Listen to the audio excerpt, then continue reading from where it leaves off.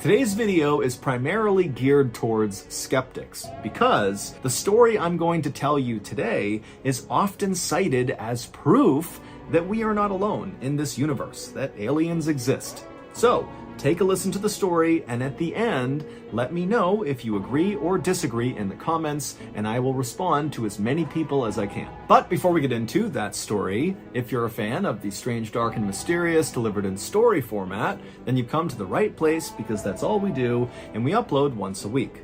So, if that's of interest to you, please invite the like button to come out for a fun night on the town with you, but don't show up and don't answer any of their phone calls or text messages all night. Also, please subscribe to our channel and turn on all notifications so you don't miss any of our weekly uploads. Okay, let's get into today's story.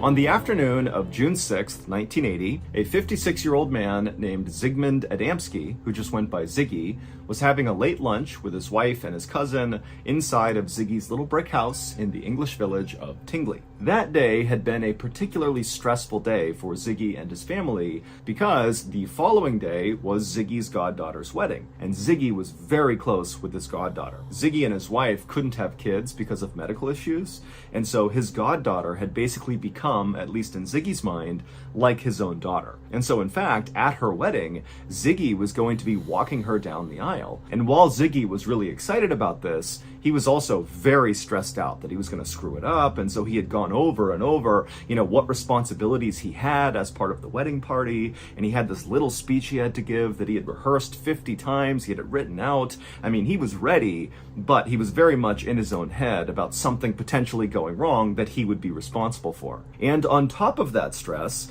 Ziggy had gotten into a fight that day with his cousin because he felt like the cousin was being kind of disrespectful in some way to his goddaughter, and so Ziggy had stepped up and defended his goddaughter to his cousin, and so there was this undercurrent of tension at the lunch table, not to mention this overarching stress that Ziggy was under about this wedding. And so as Ziggy and his cousin and his wife have this kind of tense meal, Ziggy suddenly realizes that he forgot to get potatoes when he went to the store earlier to buy ingredients for this meal, and for some reason, Ziggy decides, you know what, I'm gonna just put my stuff down now, go to the store, and get those potatoes, even though at this point it was too late to make the potatoes for the meal, and so maybe Ziggy just wanted to go out and do anything to get away from his cousin for a minute and away from all this wedding planning they were doing and just kind of go out and clear his head.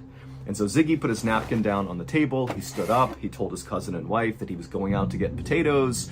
They were like, okay, and the cousin actually said, do you want me to come with you? Is there anything else you need to get while you're out? And Ziggy said, nope, I'm good. He grabbed some cash out of his wallet and he headed out the door. The village of Tingley, where Ziggy and his wife lived, was a very safe place. He and his wife had actually moved there after fleeing from Poland during World War II, where both Ziggy and his wife, whose name was Lottie, had been held prisoner at some point. And so after all this trauma of being held prisoner and having to flee their home country, they had looked for the safest, best place to kind of resettle and stay for good, and Tingley was it, and they loved it. Ziggy had gotten a job in Tingley as a coal miner, and he had been doing that for 27 years. As for Lottie, she didn't work because she had a disease called multiple sclerosis, which meant she was confined to a wheelchair. But Ziggy and Lottie had quickly made lots of friends in town who were very supportive, and so it wasn't long before Ziggy and Lottie had a very happy and stable life in this town. The little shop where Ziggy was going to was only about 3 blocks away from his house, which meant walking to the store, getting potatoes, and coming back would only take a few minutes. And so Lottie and the cousin back home, they expected to see Ziggy really come back within 10-15 minutes. But when he didn't, and after about 30 minutes went by, Lottie actually got really concerned because Ziggy was just not the type of person to do stuff unannounced. He was incredibly methodical, he was very punctual and reliable, and so being late from this little trip to the store was just so uncharacteristic that Lottie told the cousin, hey, you go to the store and see if Ziggy is there, see what's going on here. Ziggy had worked in the coal mine for nearly 30 years, and he had some serious lung issues from breathing in all of the coal, and so Lottie was thinking, maybe he collapsed or something along the way from these breathing issues. But when the cousin got to the shop owner told the cousin that they had seen Ziggy. He had come in about 25 minutes earlier, he had bought a bag of potatoes, seemed totally normal, everything was fine, and he had left walking back in the direction of his home. And so the cousin thanked the shopkeeper and then left and began jogging back towards Ziggy's house,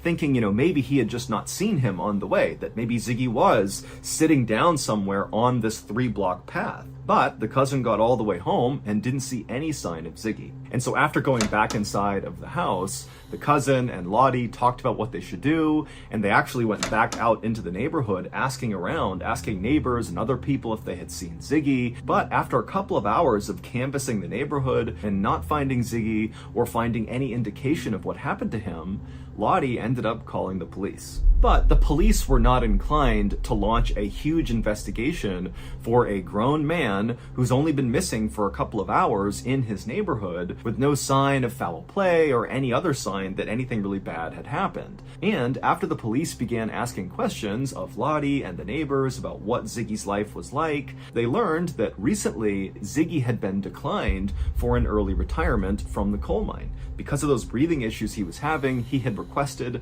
to retire now, but they said no. And so Ziggy was really upset about that. He was really stressed about this wedding of his goddaughter the next day. He had been fighting with his cousin. Also, Ziggy was basically taking care of his wife, who's in this wheelchair all the time. And so because of all these stressors in Ziggy's life, the police started to wonder if maybe it was possible that Ziggy had not been going to get potatoes, but in fact was just kind of abandoning his family. And so ultimately, on the day that Ziggy went missing, the police told Lottie and Ziggy's cousin that they should just sit tight, see if he comes back tonight, and if he doesn't, go to the wedding tomorrow, because Ziggy is so close with the goddaughter. If he's having some sort of issue right now, he's very likely to come back for something as significant as this wedding. And so Lottie and Ziggy's cousin stayed at the house all night. Ziggy did not come back. They didn't hear from him. And the next day they went to the wedding, but Ziggy didn't show up for that either, even though he's supposed to walk his goddaughter down the aisle. And so after coming back from this wedding, Lottie called the police, she called local hospitals, she talked to all of her neighbors. I mean, she really put out like an all-points bulletin to everybody in the area that something terrible has happened to Ziggy and we need to find him. But despite police beginning to lean into this and her neighbors really going out in force to try to find Ziggy, no one could find him. He had just vanished.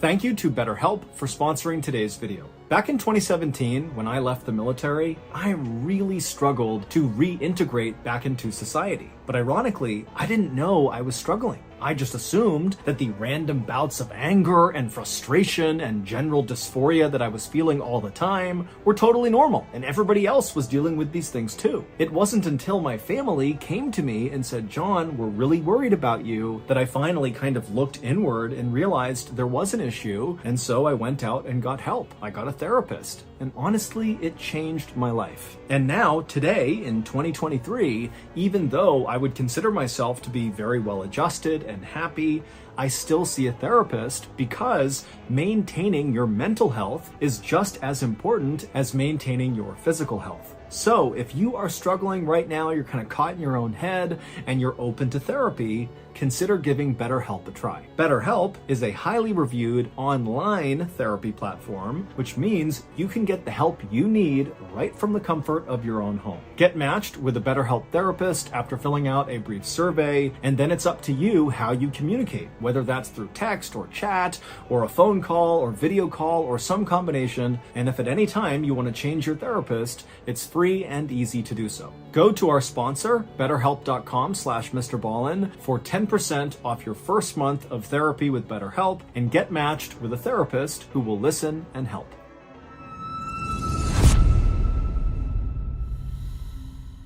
On the morning of June 11th, so 5 days after Ziggy went to get potatoes and then vanished, a man named Trevor Parker got to work at his father's coal yard in the English town of Todmorden. The coal yard was basically just this big open lot that had a chain link fence around it that butted up against some railroad tracks.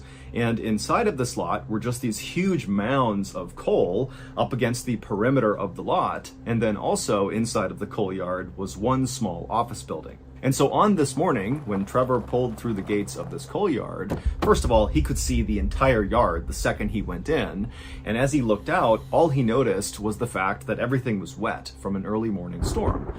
And so after just kind of surveying around the lot to make sure none of the coal got blown around from the storm, he made his way to the small office building to do some paperwork. Trevor would work inside of that office building for a while, and then around lunchtime, Trevor decided to just go and get some lunch and kind of have a nice long lunch break.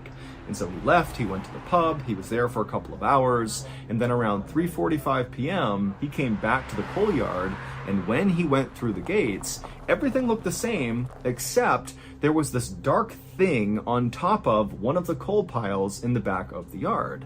Now, Trevor didn't know if he had seen it when he had first arrived that morning or if it was new, but whatever it was on this pile, it immediately caught Trevor's attention. And so after parking his vehicle, Trevor began walking over to this 12-foot tall coal pile with this thing on it, and when he got about 30 feet away from it, he realized he saw someone's shoe, that this dark figure was a person, and right away Trevor started rolling his eyes because there was a group of homeless people that lived near the railroad tracks just outside of the coal yard, and it wasn't uncommon for them to get really drunk and then wander their way into the coal yard where sometimes they would fall asleep.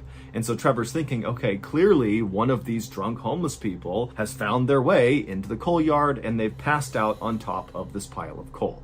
And so instead of going over and talking to this person directly, Trevor just turned around, went back inside of the office building, and he called for an ambulance. The ambulance arrived a few minutes later. They did not have their sirens on. They didn't come flying into the yard. This was a routine thing they were doing. They were scooping up a drunk and bringing them back to the hospital.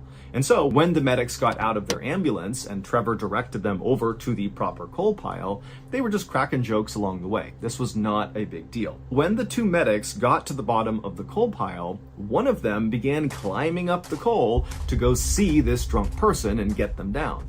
And so Trevor, as this is happening, he walked a little bit closer, and when he did, he realized that the person who had fallen asleep on the coal, they had really nice pants on, like tailored pants. They were certainly not what Trevor expected this person to be wearing. But before Trevor could even really react to the clothes this person had on, the medic who had climbed up had finally reached this person. They reached down and began trying to move the person around. And suddenly, when they had manipulated this person's body enough, the medic's facial expression completely changed. They went from somewhat routine to totally horrified, and they backed off of this person on the coals. They turned around and ran down the coal, practically falling over themselves. And when they got down there, Trevor heard the medic say to his partner, call the police right now. And Trevor said, what's going on? What did you see? And the medic who had reacted that way just shook his head and walked away to kind of compose himself. And so Trevor at this point was starting to get spooked himself. Clearly, whatever the medic had just seen had really shaken him up. And so Trevor just kind of stood there while the other medic ran in and called police. And then a few minutes later, a police car came flying into the coal yard, and an officer named Alan Godfrey, along with his partner, got out of the car. And right away, the medic who had gone to the top of the pile and been freaked out by what he saw walked over with a very ashen face, and he told Alan Godfrey that something was terribly wrong with the person on top of this pile. And so Alan, not really sure what to expect, walked over with his partner to this coal pile, and with the medics and Trevor standing back, Alan, on his own, climbed up the coal, and he looked down at this person. And what Alan saw was a man lying on his stomach wearing a beautiful three-piece brown suit. And Alan immediately noticed that there was absolutely no soot from the coal that this guy was laying on his suit, even though Alan, just to get up here, had basically covered himself in black soot. And so he was wondering, how did this guy get up here and not get covered in soot? It didn't make any sense. Also, Alan noticed that this guy's hair looked totally bizarre. It looked like someone had given him like a really bad haircut with dull scissors, like they just grabbed tufts of his hair and kind of chopped randomly. I mean, his hair was kind of all over the place. There were bald spots. And then as Alan looked from this guy's hair down, he noticed almost hidden in his hairline was this fairly deep wound in the back of his neck that was still bleeding. But there was this weird green jelly-like substance very obviously placed over this wound. And Alan had no idea what this substance was. But as weird as all that was, that didn't explain why the first medic had basically completely panicked and run away. When Alan tried to roll this guy over onto his back to try to wake him up and see if he was okay, he rolled him over, and Alan got a look at this guy's face. And immediately Alan let go of him and kind of had to step back for a second because the guy's face was contorted in this frozen look of absolute terror. His jaw was open so wide, it was almost like his lower jaw was dislocated and his teeth were baring and his eyes were bulging out of his head. And so Alan quickly realized that obviously this was not just some drunk homeless person who passed out here. This was a dead person, and whatever happened to them must have been unbelievably terrifying to leave someone looking like that in their death pose. It would turn out this deceased man in the coal yard was Ziggy Adamski. But this did not solve the mystery of what happened to Ziggy 5 days earlier. In fact, his discovery really only created more questions. This town where this coal yard was, Todmorden, was located 25 miles away from where Ziggy lived. And as far as anyone knew, Ziggy didn't know anybody in Todmorden.